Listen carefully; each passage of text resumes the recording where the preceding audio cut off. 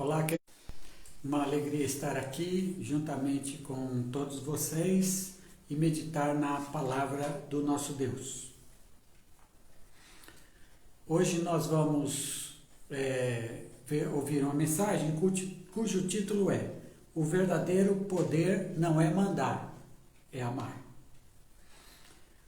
Teve um sociólogo na história chamado Max Weber. Esse sociólogo, ele trabalhou a questão do Estado. O Estado é a organização social e política de um país. E Max Weber, ele disse, entre tantas coisas que ele falou, ele disse algo importante acerca do poder do Estado sobre todos os cidadãos que ali vivem. Ele disse que o Estado era o único que podia e que tinha o monopólio da violência. No seguinte sentido, o Estado era o único que poderia punir as pessoas. Por exemplo, eu, um cidadão, eu não tenho o direito de punir outra pessoa. Eu não tenho esse direito. E nenhum outro cidadão poderia me punir, mas o Estado pode. Assim, por exemplo, se eu cometer um crime, o Estado pode, através dos seus agentes seriam a polícia, seus agentes seriam os carcereiros, seus agentes seriam os juízes. O Estado pode, através dos seus agentes, me punir. Eu cometi um crime, o Estado me pune. Então, o Estado ele tem o monopólio de usar a violência. Claro, quando é necessário. Quando é necessário. E isso foi aceito por todos os países democráticos. Só o Estado pode punir alguém, quando alguém erra, obviamente. E isso em tudo, em toda a vivência, em todo o grupo. Então, o Estado, ele se coloca como aquele que tem poder sobre os cidadãos. É por isso que os cidadãos obedecem o Estado. O Estado não pode extrapolar, por exemplo, fazendo mal a quem não mereceu. Mas, dentro da sua configuração, dentro do seu papel, o Estado é o único que tem esse monopólio do poder. É por isso que, numa sociedade democrática como o Brasil é, as autoridades, aqueles que são investidos de autoridade, tem poder para baixar decreto, para dar ordens, para fazer leis e por aí vai. Porque há uma autoridade, a autoridade não é de uma pessoa individualmente, é do Estado, do grupo. Na época de Jesus,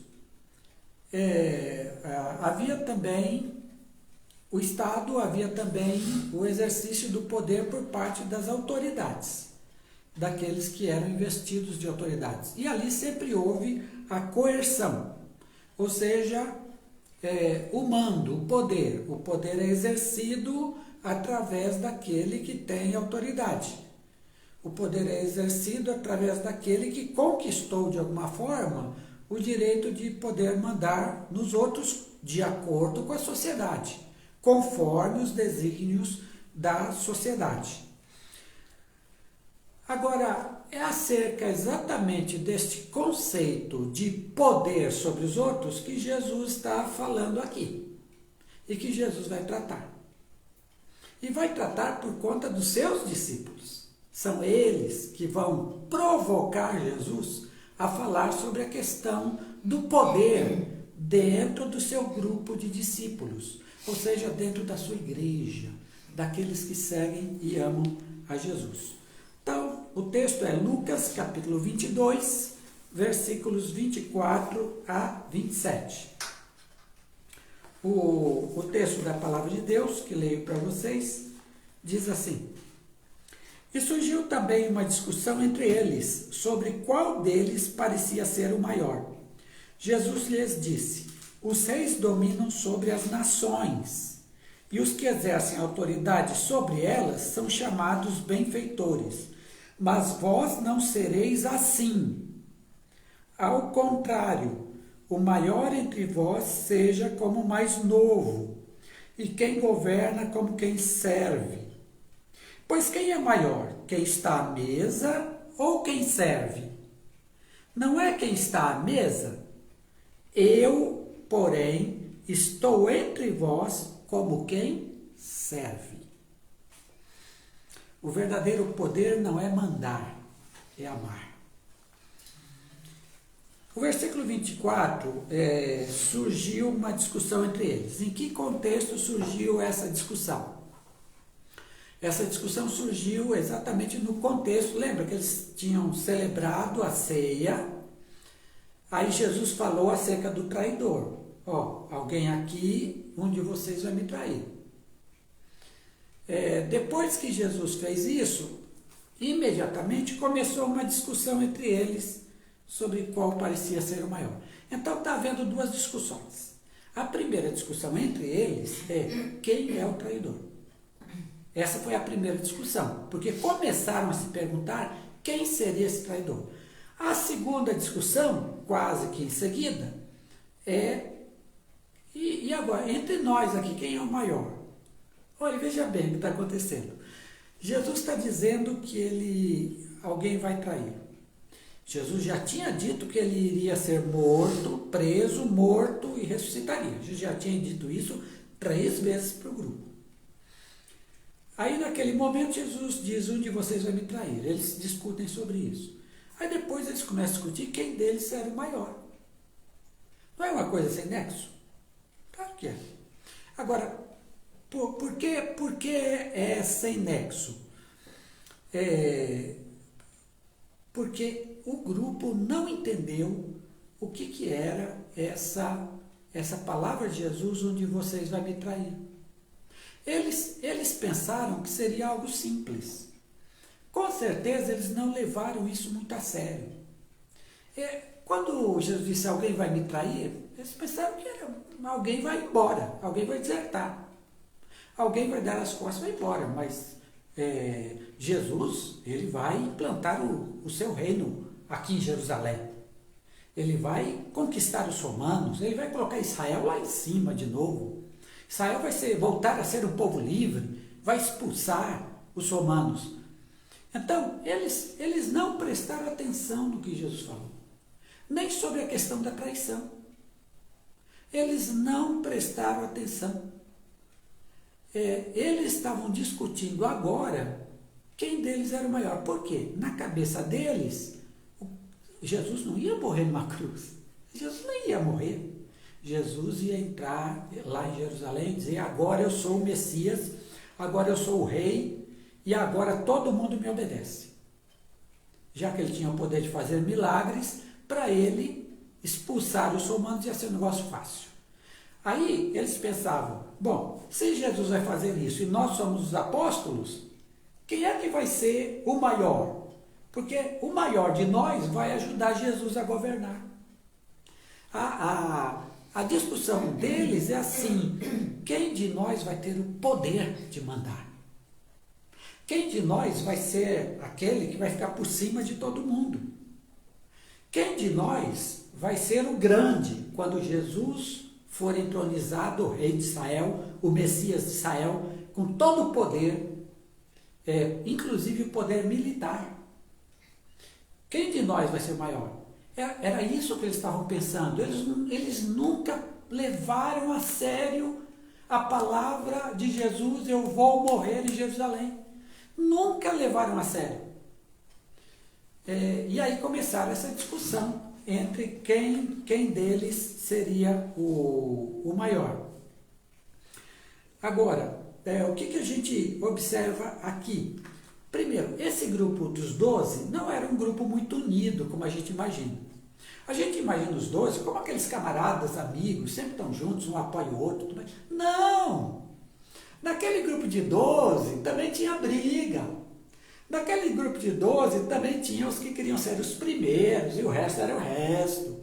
Aquele era um grupo, irmãos, de gente tão ruim quanto nós somos. Jesus não escolheu os bons, os melhores. Jesus escolheu o pessoal ruim mesmo do povo. E naquele pequeno grupo, olha, aquele pequeno grupo não tinha nada. Porque Jesus não tinha nada. Eles andavam assim de casa em casa, eles comiam na casa das pessoas, eles tinham uma bolsa de pequeno valor, mas assim, era um grupo, o grupo não era um grupo unido, era um grupo na qual as divergências e as brigas também haviam. Então, veja bem, quando a gente está hoje numa igreja e a gente percebe as brigas entre as pessoas, disputa pelo poder, quem é o maior, quem vai ser, olha, somos todos feitos da mesma coisa. O ser humano pecador, né, depois de Adão e Eva, o ser humano é isso aí. É isso aí. E todos nós. Não pensa que isso é só em gente pobre. É em todo mundo. É em todo mundo. Então, o grupo não era tão unido. Era um grupo que havia brigas internas entre eles. Lembra quando a mãe de Tiago e João foi pedir para Jesus, ó Senhor, um senta do teu lado direito, outro do esquerdo, a ideia de reino. Ele vai ser rei, cada um fica de um lado do trono, mandando, governando. E aí diz que os outros se revoltaram contra Tiago e João. Certo?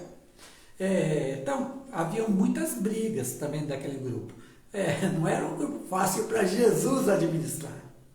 Jesus toda hora creio que tinha que ensiná-los também. Quantas vezes não chamou homens de pouca fé, né? Quer dizer, o grupo não era fácil para Jesus, não. Jesus teve trabalho com aquele grupo. Mas estavam lá. E o que eles tinham na ideia? A ideia é o seguinte, quem é o maior? Eles buscavam o poder. Eles buscavam mandar nos outros.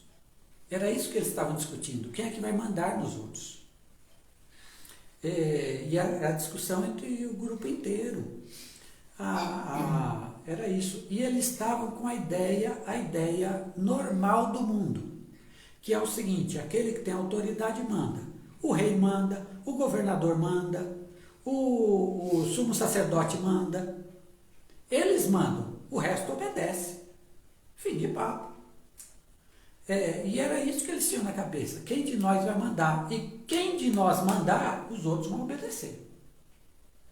Então era uma luta pelo poder, antes mesmo deles terem poder. Porque Jesus não tinha nada, poder nenhum, poder em termos humanos. Jesus não tinha nenhum poder nesse sentido. Mas eles já estavam brigando pela possibilidade de Jesus chegar lá. Muito bem, era a briga pelo poder. Essa briga pelo poder começou aonde? Começou em Gênesis 3, na tentação. Se vocês comerem desse fruto, vocês serão semelhantes a Deus, iguais a Deus. Foi aí que começou e até hoje é assim. Eu quero ter poder, eu quero mandar nos outros. Nem que seja num grupo pequeno, tipo família, eu quero mandar. Ou numa igreja pequena, eu quero mandar. E por aí caminha a humanidade. Aí, verso 25, Jesus intervém aí nessa discussão. Jesus lhes disse, os reis dominam sobre as nações, e os que exercem autoridade sobre elas são chamados benfeitores. Jesus diz o seguinte, olha, existe uma organização humana vigente, e ela é vigente na época de Jesus, ela é vigente hoje, ela é vigente desde que existiam grupos humanos. E essa organização é o seguinte, uma pessoa ou algumas pessoas comandam as outras. Não é todo mundo igual o tempo todo. Não. Há pessoas que estão acima das outras e comandam estas outras pessoas. E assim, Jesus diz, esse é o sistema que existe, e esse sistema gira em torno de um negócio chamado poder. Se você tem o poder, você manda. Se você não tem o poder, você obedeça. É assim que gira o mundo. É isso que Jesus está dizendo. Há organizações, os povos, os reis dominam sobre as nações. Cada nação tinha o seu rei, o rei dominava. Naquele tempo, o imperador dominava todas as nações conhecidas. Todas. Então, assim, tudo gira em torno de autoridade e poder. Quem tem, exerce, e os outros obedecem. Então, na sociedade, o que é que se forma? Um tipo de hierarquia. A sociedade é assim, ela é hierarquizada. Os que estão em cima dominam sobre os que estão embaixo. E a sociedade se organiza assim, pelo poder. Então, o proprietário de uma fábrica domina sobre seus empregados. Se ele quiser, ele manda embora. Quem ele quiser. O professor domina uma classe de aula, alunos. O policial tem domínio sobre pessoas quando acontece algum incidente relativo a crime ou alguma coisa assim. Então, e um presidente domina sobre o país, um governador sobre o estado, o prefeito sobre a cidade. É um esquema de superioridade. Alguém é superior e outro é inferior. E é nessa relação que as coisas acontecem. Tanto é nessa relação que os que estão acima, ou seja, os que têm poder, são sempre chamados pelos outros de benfeitores. Mesmo que não façam o bem. Porque assim, quem é um benfeitor? É quem faz o bem a alguém, a algum grupo. Esse é o benfeitor. Mas, geralmente, você vê gente ruim, gente que nem sempre faz o bem, mas que está investido de poder, que tem poder nas mãos, e os outros chamam aquela pessoa de benfeitor. Embora nem seja. Mas chamam. Por que chamam? Porque tem medo. Chamam porque querem bajular. Chamam porque querem agradar. Ou seja, a pessoa reconhece o seu lugar servil, o seu lugar de inferioridade em relação ao outro. E aí então quer agradar o outro, chamando-o de benfeitor. Jesus diz, é assim que funcionam as sociedades. É assim que funcionam as nações. É assim que funciona todo o esquema de poder. Alguém é superior e alguém é inferior. O superior é quem manda. Aí vem o verso de número 26. E o verso 26, Jesus diz assim, mas vós não sereis assim.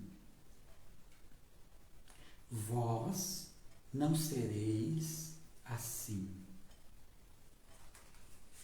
Olha, essa é uma palavra intrigante. Jesus diz, o mundo se organiza desse jeito, as nações, qualquer grupo humano se organiza assim pelo poder. Alguém é superior, os outros são inferiores. Aí Jesus diz, vós não sereis assim. Jesus diz, esse jeito não serve para vocês, meus discípulos. Meus discípulos não. Minha igreja não. Vocês não vão seguir esse modelo, o modelo do poder. O modelo de superior e inferior. Vocês não vão seguir esse modelo entre vocês. Jesus não está dizendo que o mundo tem que mudar. O mundo vai ser assim, até o fim. Jesus está dizendo que sua igreja, seu povo, seus discípulos não serão assim. Desse jeito. É isso que ele está dizendo. Bom, se não é assim, como é que a gente vai ser quando estivermos juntos? Como é que a gente vai ser quando formos igreja? Ou seja, várias pessoas reunidas e de alguma forma nos organizando. Como será entre nós? Qual será a atitude, a nossa atitude aí?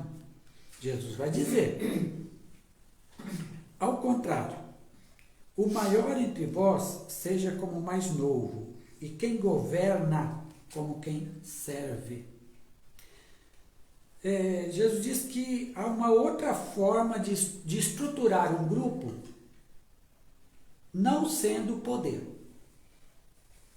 O poder, Jesus, o poder não serve para estruturar o meu grupo. a minha igreja, meus discípulos, não vai ser o poder o critério. Se não é o poder, o que é? Jesus diz, vai ser o serviço voluntário, abnegado, o serviço em prol do outro. Quando Jesus propõe que seja esse serviço, esse servir em prol do outro, Jesus está dizendo que na sua igreja, diferente do mundo, tudo vai ser invertido. Tudo vai ser invertido. No mundo, o maior manda.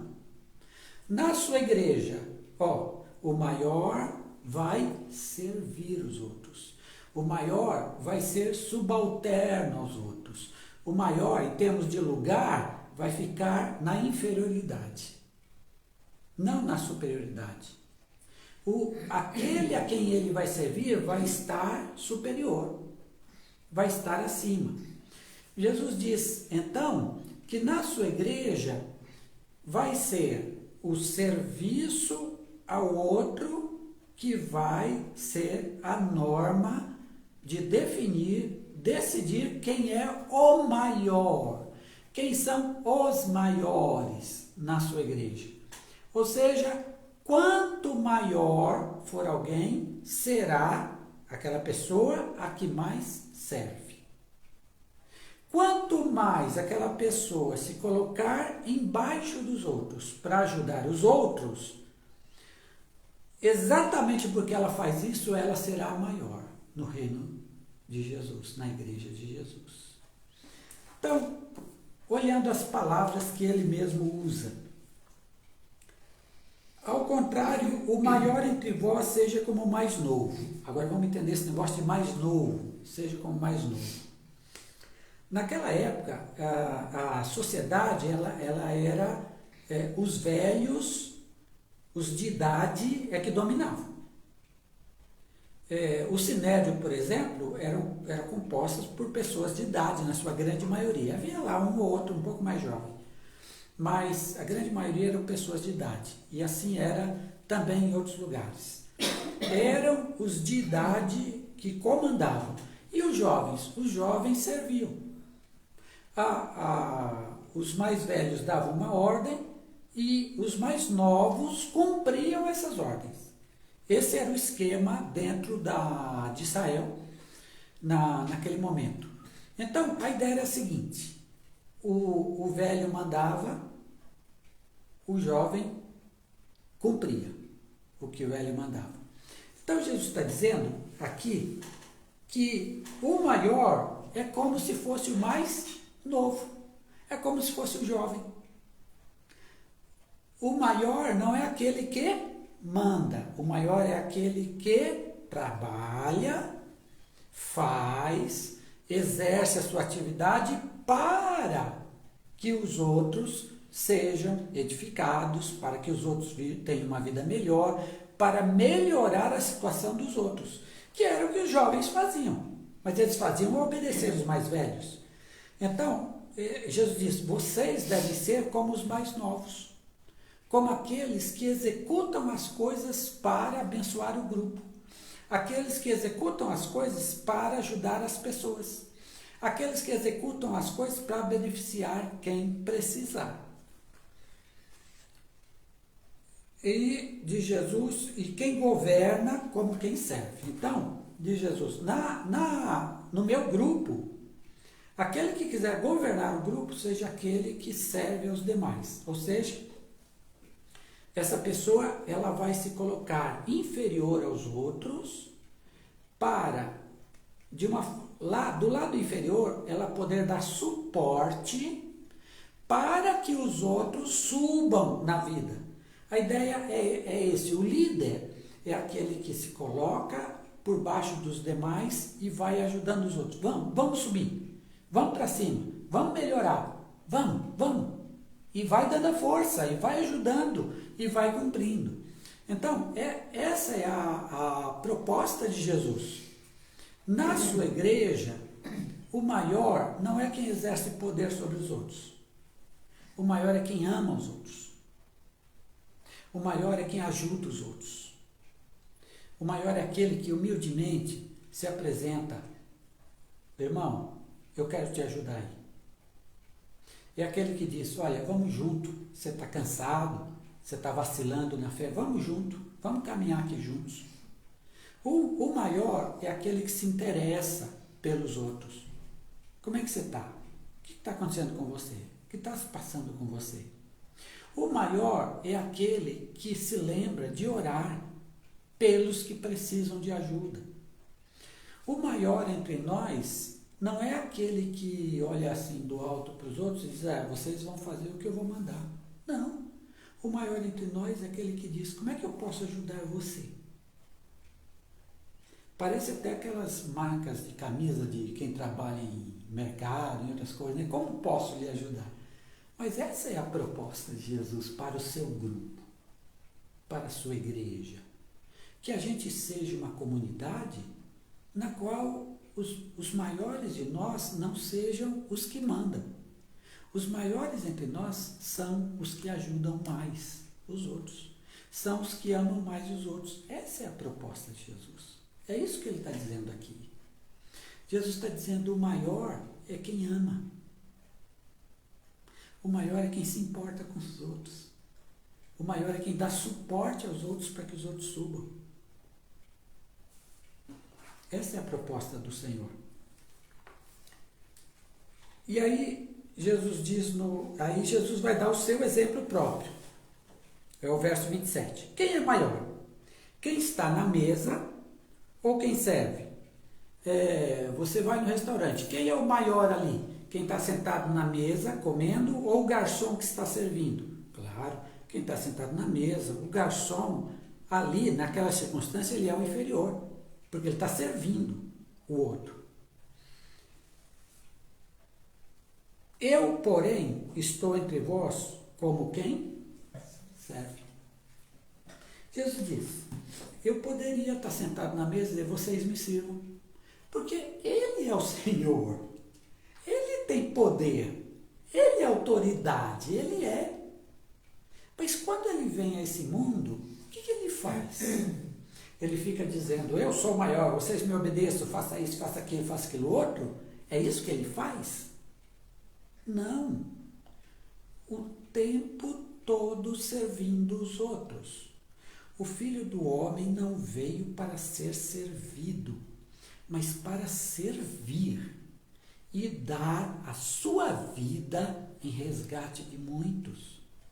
Quando Jesus esteve entre nós, Ele que é o Senhor, Ele que é o Mestre, Ele que é quem comanda nossas vidas, o tempo todo Ele passou servindo os outros. Ele ia para um lugar descansar, as multidões chegavam, Ele parava o descanso dele e ia atender as multidões. O tempo todo curando, o tempo todo ensinando, o tempo todo abençoando, o tempo todo conversando, o tempo todo restaurando vidas, o tempo todo. Ele viveu uma vida de servir o seu próximo. Ele foi o suporte para que muita gente melhorasse de vida. É o Zaqueu, é o Nicodemos, é a mulher samaritana, é a mulher pecadora, é a mulher que ia ser apedrejada porque era adúltera. Todo mundo ele vai ajudando. Todo mundo ele se coloca como inferior àquelas pessoas para poder levantá-las. Ele não é o inferior, mas ele se coloca como inferior para poder levantar as pessoas. Ele está dizendo, como eu agi, vocês agem também. Eu nunca procurei poder para exercer poder sobre as pessoas. Nunca fiz isso. Mas o tempo todo eu coloquei minha vida para abençoar os outros, para servir, para ajudar, para levantar as pessoas. Muitas vezes recebi ingratidão, veja o caso de Judas. Muitas vezes recebi ingratidão, traição, mas eu sempre fiz isso. Jesus nunca deixou de fazer isso. E dessa forma, Jesus nos ensina, o exemplo de vocês sou eu. Sejam como eu fui, ajam como eu agi. E é isso que Jesus requer de nós, que no meio do seu povo, claro que isso não é só dentro da igreja, isso extrapola para o mundo, e tem que extrapolar para o mundo. Quando Jesus fez o bem, ele não fez só a seus discípulos, ele fez para todo mundo. Todo mundo. Até em países que não era de Israel, ele foi, ele abençoou, e ali tinha gente idólatra, tudo mais, ele fez o bem para todo mundo. O que Jesus está nos dizendo é o seguinte: como ele, nós também devemos ter bem claro que, ao sermos igreja do Senhor Jesus, e nós o somos, porque somos dele, ao sermos igreja, nós vamos viver para abençoar os outros. Nós vamos viver para amar as outras pessoas. Nós não vamos viver para sermos os poderosos numa igreja, os poderosos num trabalho, os poderosos num governo. Não. Nós vamos viver para abençoar os outros. Nós vamos servir e não ser servidos. Nós vamos servir e nós vamos fazer o bem. E nós vamos ser suporte para que outros cresçam. Para que outros cresçam. A gente talvez até não dê para crescer, mas a gente vai ser suporte para que outros cresçam. Mas ao fazermos isso, nós crescemos demais. Ao fazermos isso, ao assumirmos essa atitude amorosa de abençoar, de ajudar os outros, nós estaremos sendo os maiores no reino de Deus. Porque é assim que funciona. É assim que funciona. É assim que Jesus propôs entre vós. Não será como o mundo, será desse outro jeito. Nós vamos inverter o que o mundo faz. Então a gente não vai procurar ser o maior, mandar nos outros. Nós vamos procurar ser os menores que abençoam os outros, que ajudam os outros. Mas dessa forma seremos os maiores. Essa é a proposta de Jesus para mim e para você. E para você que está ouvindo também. Que a nossa vida seja uma vida sempre daqui para frente, não importa o que foi no passado, daqui para frente vamos abençoar as pessoas. Não vamos ligar se a pessoa é crente ou não, é evangélico ou não, é religiosa ou não. Não. Nenhuma diferença assim vai nos atrapalhar para ajudarmos e abençoarmos os outros. Nós vamos fazer o bem, nós vamos amar as pessoas, nós vamos ajudar. Ao fazermos isso, aos olhos do mundo, a gente não é nada. Aquele lá que só ajuda os outros, mas ele não tem poder nenhum. Aos olhos do mundo, aos olhos de Jesus, as pessoas mais importantes do mundo são essas, que se dedicam aos outros, como Jesus fez. O maior será o mais jovem, o menor de todos, aquele que abençoa. É essa a proposta de Jesus. Então, nós não corremos atrás de poder, nós corremos atrás de servir e amar. Amar e servir. É isso que a gente deve correr atrás. E que Deus os abençoe nessa caminhada. Glória a Deus.